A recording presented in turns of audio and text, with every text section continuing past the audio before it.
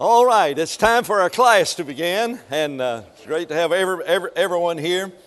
We are studying the minor prophets, and I hope that we are having an appreciation of the fact that the prophets are written in a historical setting. If you don't get that aspect of that, you'll never understand the writings of the prophets. Our ignorance of the prophets has led us to give a wrong definition as to what a prophet is. We generally describe a prophet as what? How do folks generally describe a prophet? Somebody who tells the future, right? That's exactly what a prophet. He prophesies all about the future. And of course, I grew up that, and that's sort of the definition. Hey, Brian, how are you and Jenny doing? That's great. Okay. Former members, okay, and when I went to Nashville, I want you to know, walked into the congregation where they were. This lady disrupted the class for 10 minutes, jumping up and down, saying, Dan and Judy are here. I'm not going to return the favor, but it's good to see you folks, okay? All right. All right, sorry for the disruption, okay? And so, a prophet is a spokesman for God. That's what it is. If you think about preachers, inspired preachers, that's what a prophet is. God needed a mouthpiece on this earth, and so he put a prophet here. And he gave them the message. That's why you've got somebody like Noah called a preacher of righteousness. Noah didn't have a Bible. Where'd he get his sermons? Well, God gave him the message that he was to preach. Abraham is the first man in the Bible specifically called a prophet. That's amazing, isn't it? You don't think about Abraham prophesying about the future, about anything. I mean, yet he's called a prophet of God. And so now it is true that the prophets did foretell the future, but that was not their emphasis. They were God's spokesmen. And so the minor prophets live after the time of the divided kingdom. How many times you have to hear something before you remember? Is it 7 times that you need to hear something before you can hold on to it? I heard that somewhere in the past. Somebody says you've got to hear it 7 times. This is the 5th time you've heard this. So you better be getting a hold of it right now. When Solomon died, the kingdom is divided into a northern kingdom and a southern kingdom. Now, which kingdom is the best? The southern. Thank you very much. And no roll tide as a result of that. I'll try it again. But southern kingdom was the best. How good was it? It was wretchedly terrible. How many kings were there in the southern kingdom? 19. How many of them were good kings? 4 of them. There were 4 righteous, good kings. So you got the 4 righteous kings in the southern kingdom. Northern kingdom, and this is the northern kingdom over here since you're on the north side of the building. How many kings did you have? 19. How many good ones did you have? 0. Wretchedly terrible kings in the southern kingdom, and even worse in the northern kingdom. So bad that Elijah, the prophet in the northern kingdom, said, I'm the only righteous person left in the entire northern kingdom. Maybe, at one time they had an army of 800,000 troops in the northern kingdom. And it was so ungodly that Elijah said, I'm the only righteous man left on this earth. And he asked God to take me. Just go ahead and take me away. How many righteous people were there? You know the rest of that story? More than that. Oh, that's in Noah's and in the flood. Very good. I asked the wrong question. You gave exactly the right answer. Now then, let me ask another question. In the northern kingdom, whenever the Lord said to Elijah, or when Elijah said, I'm the only righteous person, you remember how many had not bowed their knee to Baal? 7,000. So there's 7,000 people he was not aware of. But 7,000 out of a million plus people, there's not a whole lot of righteousness there. Now, the northern kingdom, and this is rather critical. What happened to the northern kingdom? Well, I don't expect you to remember this. If you remember this, you get an A plus, and you don't have to bring the teacher an apple tomorrow to be in my favor. But the northern kingdom about 200 years after the divided kingdom went to Assyria, went to Nineveh, went to Iraq. Now, I'd rather you, instead of saying Iraq, I'd rather you say Assyria, because that's a biblical way of describing that land. By the way, that's why Jonah did not want to go preach to Nineveh. He wanted Nineveh to be destroyed. Jonah was from the northern kingdom, and he wanted Nineveh to be destroyed. He didn't want to go over there to preach. That's his motivation, but he wants God to bring judgment on them. But it's 200 years, and finally this kingdom goes into Assyrian captivity. And what happens is they were scattered all over the world. And so you may have heard of the 10 lost tribes.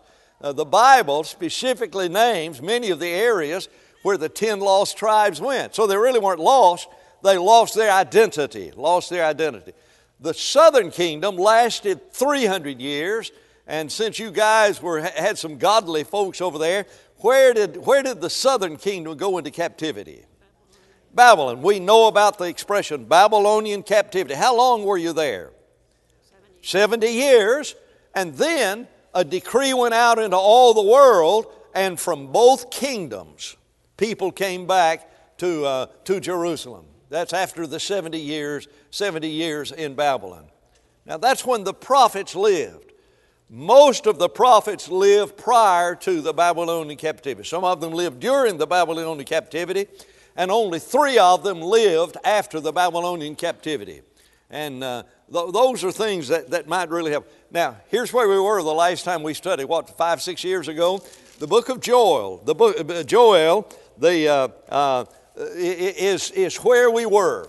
We looked at that last time, and we talked about the fact that there's some differences in the matter of translations and everything. And so when you get to chapter 1, and the book of Joel, by the way, is on page 804 if you've got the Pew Bible, if that'll be of any help to you. There's a great plague that has come on this kingdom. Now, it's rather interesting that Joel does not have a date stamp on it. Generally, every one of the books of prophecy has a date stamp. You know, when we write a letter, we put a date stamp on it. If we do a legal document, we put a date stamp on it. And it's really helpful to read these books and to put the date stamp there. Because then you can get over in Kings and Chronicles and read what was happening. You've got the history that's happening, then you can see what the prophet was preaching at that time. But Joel is one of the kings, one of the books of prophecy. It doesn't have a date stamp on it. Evidently, it was an early book of prophecy among the prophets, simply because of the location where the Jews placed this book. And so because you've got in the minor prophets Hosea and Joel, you've got, it's very likely was one of the early books. Not absolutely definite, but and you don't really need to know. What's happened in the book of Joel? Well, the last time we studied, there was this plague of locusts that has come. Look in verse 4, and you've got a description of 4 different kinds of locusts. And depending on which translation you've got, it's difficult to look at a Hebrew word and try to decide exactly what bug we're talking about. And so generally, the New King James, instead of describing 4 different kinds of locusts, describes the locusts perhaps in 4 different forms. The same locust when they're the chewing locust, maybe in the larva state or something like that, and the swarming locust and the crawling locust, and it's immaterial. They knew exactly what kind of locust had been there. Here's the point: these locusts had come and destroyed everything. I mean, you look in verse 5. There are some folks that are in trouble in verse 5. Who's in trouble in verse 5? All right, the wine drinkers, the drunkards, the New King James says. Why? Oh, well, where does alcohol come? Where does wine come from? All right. What would happen to grapevines if a swarm of locusts came? Well, you know what would happen. And so they are in trouble, he says. you better wake up and you better start wailing. All of you drinkers of wine, because of the new wine has been cut off from your mouth. For he says a nation. And so now he describes this plague of locusts like a nation that has come up against the land, strong without teeth, and then the poetic nature of it. And that's why we're trying to look at the studies of the prophets, try to get a mindset. We won't be able to cover every one of them, but we're looking at books that will help us as we privately study some of the other things. And that is, he says, they're like their teeth are the teeth of lions, fangs like a fierce lion, and they've ruined my fig tree, stripped it bare its bark. And so in verse 8 he says, lament like a virgin girded with sackcloth for the husband of her youth. What on earth is that all about? A virgin who is lamenting because of her husband. How long she been married? Well, she's a virgin. We're talking, folks, we're talking wedding day here. Lament like a virgin clothed in sackcloth. What's sackcloth? Burlap bag, is that you know? When anybody from Alabama tell me what you used to call those burlap bags up in Alabama? Toe sacks. I have no idea why they were called toe sacks, you know, but I mean, that was just a name. I knew toe sacks a long time before I knew burlap bag. I got educated now. I can talk like a Floridian, is highly educated. And so she's clothed in sackcloth. And her husband is dead. Now he says, you, the nation of Israel, needs to be weeping just as much as that virgin. It's not a description of the fact, well, here's a virgin who's been impacted because of the locust. He's saying to God's people, trying to get them to turn back to God, lament like a virgin girded with sackcloth for the husband of her youth. And then the priest, down at the temple, they're out of business. If the locusts have destroyed everything, where are you going to get the grain for the grain offering? Isn't that remarkable? Where are you going to find the drink offering, which was that which was poured out, a liquid which was poured out? Where are you going to find the sacrifices? They're not going to be there, because this devastating plague has come and it has destroyed the land. Verse 10. Pardon me. The field is wasted, the land mourns, for the grain is ruined, the new wine is drying up, the oil fails. Be ashamed, you farmers. He's covering it all, isn't he? From the drunkards to the priest, now to the farmers, because the wheat and the barley, the harvest of the field has perished. The vine is dried up, the fig tree is withered away, the pomegranate tree, the palm tree, the apple tree, all the trees of the field are withered. Surely joy is withered away from the sons of men. So he says, you priest, gird yourself and lament. Verse 13, you who ministered at the altars, come lie all night in sackcloth, you who ministered to my God, for the grain offering and the drink offering are withheld from the house of God. Consecrate a fast, call a solemn assembly, gather the elders and all the inhabitants of the land into the house of the Lord your God, and cry out to the Lord. The only hope you've got is God. And you priests don't have any way to sacrifice or anything. You call that nation together. And you come to the house of God and you cry out in the house of God, and perhaps God will hear. Alas for the day of the Lord is at hand. It comes as destruction from the Almighty. The food's cut off before our eyes. Joy and gladness from the house of our God have perished. The seed shrivels under the clods, storehouses in shambles, barns are broken down, grains withered, the animals groan, there's nothing in the field for them to eat. They have no pasture, even the flocks of sheep suffer punishment. And then a prayer. O Lord, to you I cry out. Fire has devoured the open pasture, a flame has burned all the trees. The beasts of the fields cry out to you. The water brooks are dried up, and the fire has devoured the open pastures. The only hope you have is God. Now, we need to have an appreciation that nationally, that is how God dealt with the Jews in the Old Testament. He dealt with them nationally.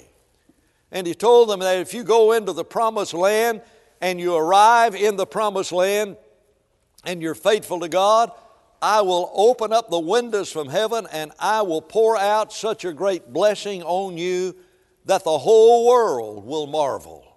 He said, you'll be the head. You'll be above all nations, and every nation on earth will marvel at what you have. Well, what did they have?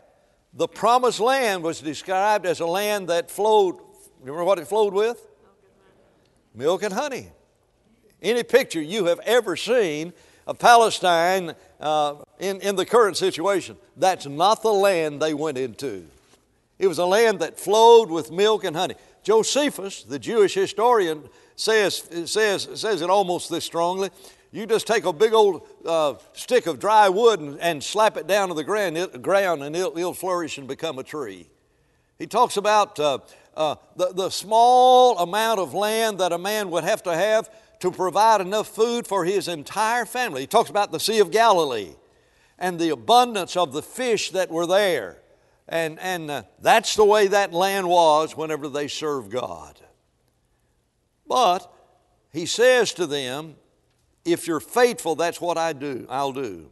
But if you're not faithful, instead of you being blessed above all nations, you will be cursed above all nations.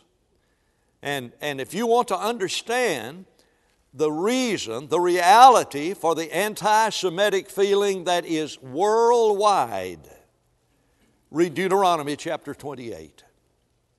That is exactly what God said would happen to that nation.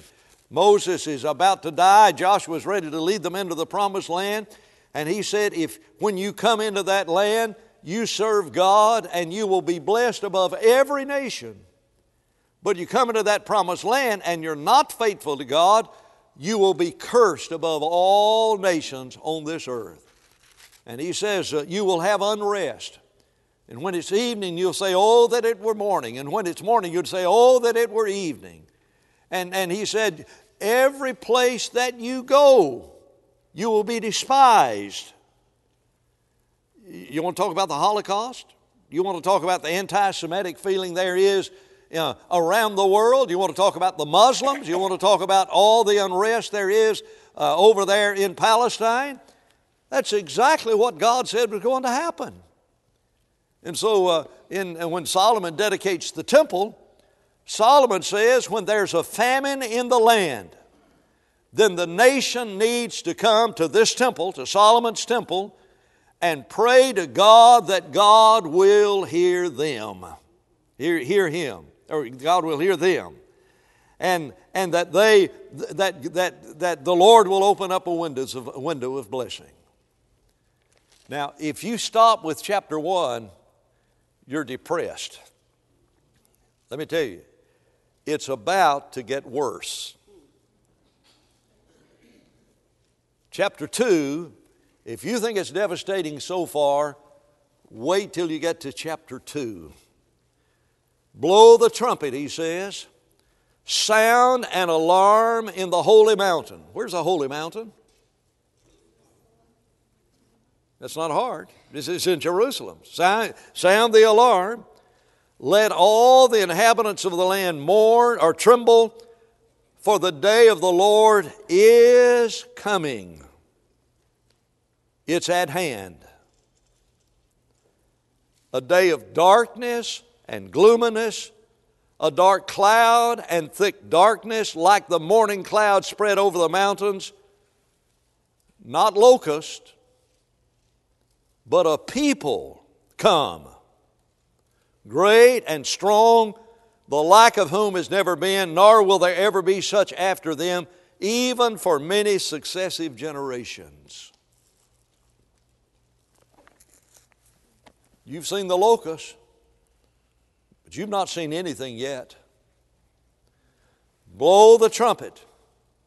Trumpets could be used for a solemn assembly. Likely in this context it means sound the alarm because there is, danger is coming. Turn on the hurricane signals. When the sirens go off in Florida. That's sort of the concept. Blow the trumpet because the day of the Lord is coming. Now, if you've ever had trouble understanding the book of Revelation, you need to start not in the book of Revelation, chapter 1. You need to start in Genesis 1. Because there is graphic, poetical language that is used by God in a time of utmost devastation. And it's not literal. And because we use it, I use it and you use it, and we commonly use figures of speech, we do not think literally. Our mind is programmed to think figuratively. And that's the problem we have. When folks get to the book of Revelation, they want to find in the book of Revelation literal fulfillment of things in the book of Revelation. There are 4 truths about the book of Revelation. Can you remember? We've mentioned them once or twice. It is what? It is a revelation. Don't you ever say there's 65 books in the Bible that are understandable, and one, nobody will ever be able to understand it. It is the revelation. It is a revelation to whom? To those 7 churches in Asia. What you see, write it in a book and send it to the 7 churches in Asia, and they are enumerated by name. And so there's a revelation given to 7 churches in Asia. What of? Or how is it given? In signs. He sent and signified it. S-I-G-N is the word sign. That's the way you spell signify.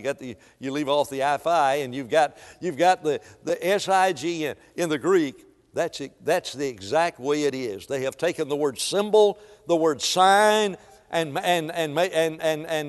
created a new word. He sent and signified. Revelation, the 7 churches in Asia, in signs of what? Things which must shortly come to pass. That's the book of Revelation. That's what chapter 1, verse 1 says. Verse 3 says, it's at hand. That's what the book of... But the reason we have trouble is because we don't understand Joel. We don't understand Isaiah. We don't understand this language used in the Old Testament. And figurative language always gets us in trouble because we don't understand it. See if I can illustrate. Man, David, the roof fell in on me yesterday. Where's your mind go? You don't go to a roof. It was one of the darkest days I've ever had in my life. You're not talking about, you don't think literally. And you and I, when we use figurative language, because we've always used figurative language, we understand it. Imagine translating figurative language into another language. Imagine you're talking to the Japanese, you're the translator. And here's President Obama, and he's talking to the Japanese premier, prime minister, whatever they have over there, and to the head of the Japanese state. And Obama says, you can believe what I said. I got this straight from the horse's mouth. You want to translate that? You translate that into Japanese. Horse's mouth. And yet if I said to you, I got this straight from the horse's mouth. You've got it. You understand it. Because figurative language, because we commonly use figurative language, we don't think literal.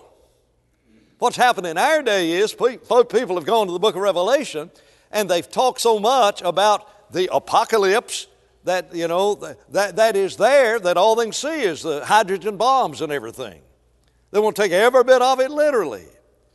But the Jewish mind, and we're spending time on this in the book of Joel to try to help us get an understanding of these things. And so when he says that it was a day of darkness and a day of clouds and thick darkness, don't think literally, because it becomes a figure of speech. You want to translate this to the Japanese Prime Minister? Obama says, I talked to the head of the Chinese government, and what I said to him, he swallowed it hook, line, and sinker. Isn't that amazing? Isn't that amazing? Having lived in New Zealand nearly 10 years, I love some of the British expressions. I remember I'd not been in New Zealand long at all until the fellow, Mr. Haney, I remember his name. We rented the first place the church was going to meet at in Hamilton, New Zealand. And he says, Dan, he says, it's a day out of the box. A day out of the box. You understand that? Is that British enough? It's a day out of the box. And fortunately, there's a New Zealand expression that is the most wonderful expression there is. Can mean no, it can mean yes, it can mean surprise. I had no idea what he meant when he said it's a day out of the box. But I wanted him to rent us that meeting place, and I wanted to be on his side, and if he thought it was a day out of the box, it's a day out of the box. A day out of the box. The New Zealanders have, an expression. You got to be older British to understand this, but he's 18 bob in the quid. What? A bob is a shilling, which is a piece of money, and a quid is, it takes 20 shillings to make a quid, or does it take 21 now? I think, anyway, you know what? Days you don't have to worry about him. He's 75 cents on the dollar. Is that graphic? Is that graphic to talk about somebody not being a full quid? You understand what I'm saying? He's just not the sharpest person on earth. He's 75 cents on the dollar. I think that is unbelievably beautiful. But you see, they understood that. I have no idea what that is. Absolutely have no idea what that was the first time I heard it. Rather interesting. My oldest grandson grew up in Africa and came back to the States, from Africa. Went to Harding. We put him on our family cell phone so he could talk to us. And when he first got back, he'd call me from school, a couple of times a week. He said, "Granddad, I got to ask you something. Somebody just said something. What does that mean?" He sort of had an idea, but he wanted to be sure so he knew how to respond. Now then, there's a nation that is about ready to come. Go back to the book of Joel. There's a nation that's about ready to come, and it is unlike anything you have seen for successive generation. And listen to the poetic beauty of this language. Joel chapter 2, verse 3. A fire devours before them, and behind them a flame burns. The land is like the Garden of Eden before them, and behind them there's a desolate wilderness. Surely nothing shall escape them. There is this nation that is coming, and when they arrive in front of them, it's the Garden of Eden, a land that flows with, It's poetic though, isn't it? It's like the Garden of Eden. Literally, you'd have all sorts of problems with it. See, There were no weeds in the Garden of Eden. So you start taking this literally, you're going to run back and meet yourself in several ways. But he says it's like the Garden of Eden. And when they pass through there, it's burning behind them. Nothing shall escape them. And listen to this language. Their appearance is like the appearance of horses. Like swift steeds they run. With a noise like chariots over the mountaintops they leap. Can you sense the poetic nature of this?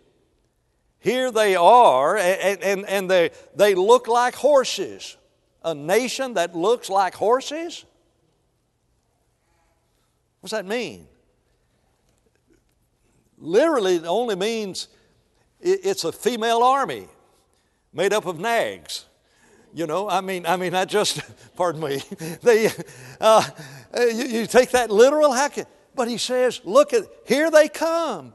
And when they hit the mountaintops, they don't even slow down going over the mountaintops. They fly, they go over the mountaintops like the noise of a flaming fire that devours the stubble, like a strong people set in battle array. Before them the people writhe in pain, faces are drained of color. They run like mighty men. They climb the wall like men of war. Everyone marches in formation, and they do not break ranks.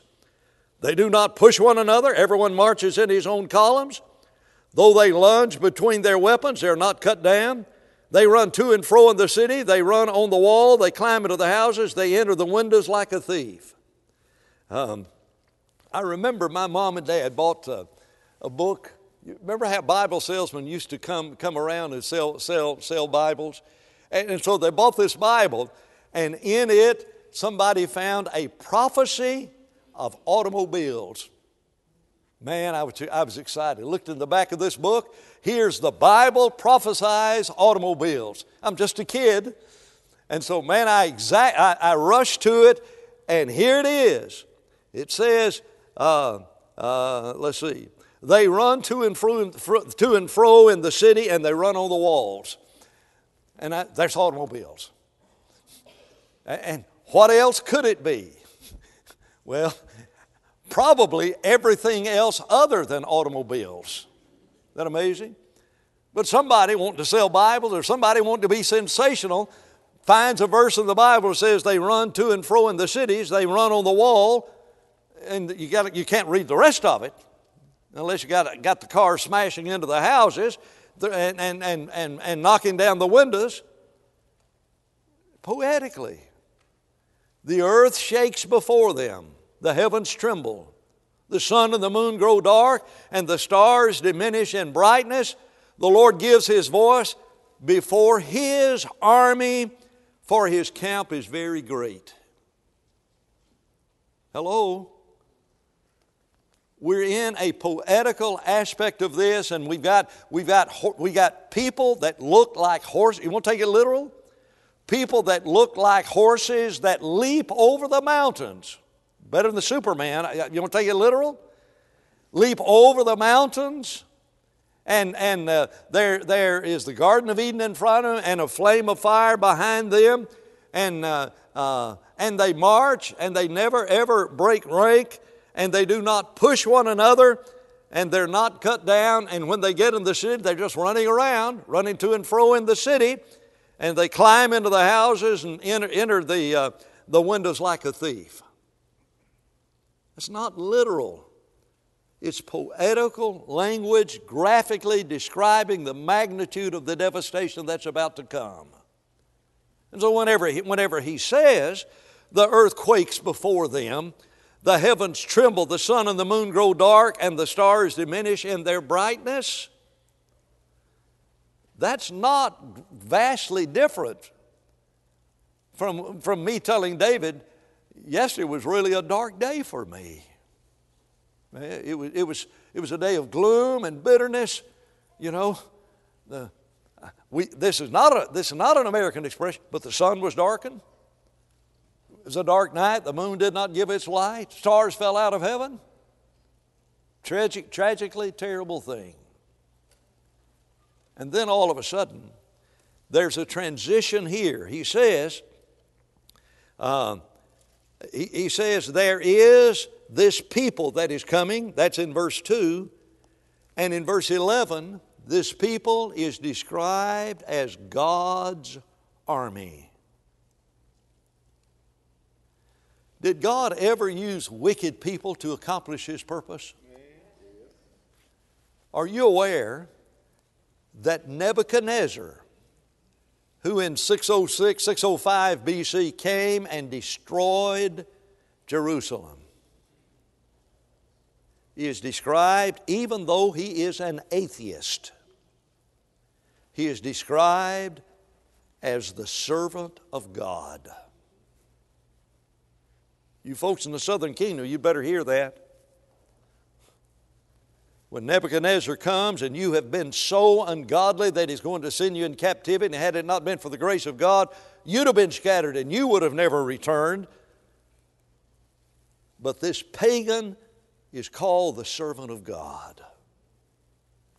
Northern kingdom, Isaiah chapter 10, whenever Nineveh comes to destroy you, when the king of Nineveh comes. Well, let's look at Isaiah chapter 10. That's too important for us not to get that. Look at Isaiah chapter 10. He talks about that Assyrian, depending on the translation, it may have him singular, it may have the nation itself mentioned. Isaiah chapter 10.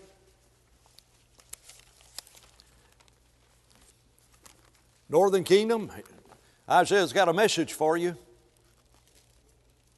Before your kingdom is destroyed, woe to Assyria, the Assyrian, you may have the singular of the king, the rod of my anger and the staff in whose hand is my indignation. Here's Tiglath-Pileser and all of those other kings that have been coming against Jerusalem, against Samaria, against your capital city. And the Lord says, they're the rod in my hand, they're the staff in whose hand is my indignation. I will send him against an ungodly nation. Guess who that ungodly nation is? It's you guys. It's the northern kingdom. But he's coming as the rod of my indignation. I will give him charge to seize the spoil, to take the prey, to tread them down like the mire in the streets. Then he says, he doesn't even know what's going on. Yet he does not mean so, nor is in his heart to think so. It's just in his heart to destroy. He's a vile, evil man, and to cut off not a few nations. For he says, are not even my princes like kings? So here's this evil Assyrian king, and the Lord says, he's the rod in my hand. I'm going to use him just like I used pagan, idolatrous Nebuchadnezzar to take Daniel, Shadrach, Meshach, and Abednego and the Jews later over into Babylon. He is my servant. And in Isaiah chapter 10, he says in reference to the Assyrian, he doesn't even know what's happening. God used nations to destroy the Jews. Righteousness exalts a nation. God will turn into hell every nation that forgets Him. Has America forgotten? Yeah. And it may be that God could take a nation that's far worse than America, morally, a pagan nation, and use that nation as the rod of His indignations. Go back to Joel chapter 2. He says, that is my army. Verse 11, Joel chapter 2, verse 11. The Lord gives His voice before His army, for His camp is very great. Strong is the one who executes His word, for the day of the Lord is great and very terrible, and who can endure it? That's remarkable. It's remarkable in so many respects. The day of the Lord is great and very terrible, and who can endure it? You got a marginal reading? Anybody have Revelation chapter 6 as a marginal reading. I've got to make up a verse. Is it 18, 19, or 20? I think there are about 20 verses in that chapter. What? 17. This very verse is quoted in the book of Revelation. And it's in Revelation chapter 6. And in Revelation chapter 6, talking about a different time, this day of the Lord's already been fulfilled. It was at hand during Joel's day. But in the book of Revelation, there's another army of the Lord that is coming. And these very words are used to say, when that army comes, who will be able to stand? And you know who the answer is? Chapter 7, the 144,000 and those of the nations who have washed their robes in white and made them white in the blood of the Lamb. Same kind of language. But the reason we have so much trouble is we got to find Hitler in the book of Revelation. That was a former generation. There's a book on the book of Revelation. If you can buy me a copy of it, I'll give you $100 for it. I'm serious. That took the American Civil War and found every battle of the American Civil War in the book of Revelation. Now, the rider on the white horse is victorious. You remember who in the Civil War rode the white horse? Robert E. Lee. Obviously, that book was written by a Southerner. That book, a commentary on the book of Revelation, because I want to find what's going to happen. And so here's Robert E. Lee, and I'm going to find Gettysburg, going to find all these battles of the Civil War. Remarkable, isn't it? We've got to understand the Bible. Well, let me say this. We've got to stop here in just a minute, right? I've got 2 more minutes. How much time have I got? I got 2 minutes. 2 minutes. What I want to say is really, really important, what I was about to say. I really want you to know that it's really important what I was about to say. Every symbol in the book of Revelation that has significance cannot be interpreted subjectively, where I go to the book of Revelation and make up my own mind what I want those things to be. We talked about, I believe it was in here, about the Beatles with their long hair. Somebody found them in the book of Revelation. Or you can find it. You can find Russia, Moscow, you can find Hitler, and you can find Vietnam, and you can find Iran and Iraq, and you can find 9/11, and you can find it all subjectively. The only way to understand the book of Revelation is to let God explain what that figurative language means.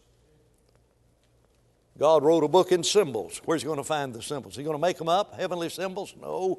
The language that was in the Old Testament is the language used in the book of Revelation, so that the readers of the book of Revelation would have all of that imagery that's there in the Old Testament. And while it in the Old Testament may have talked about other nations, the symbolism is exactly the same. That's it. Thank you very much. We'll take up here next week.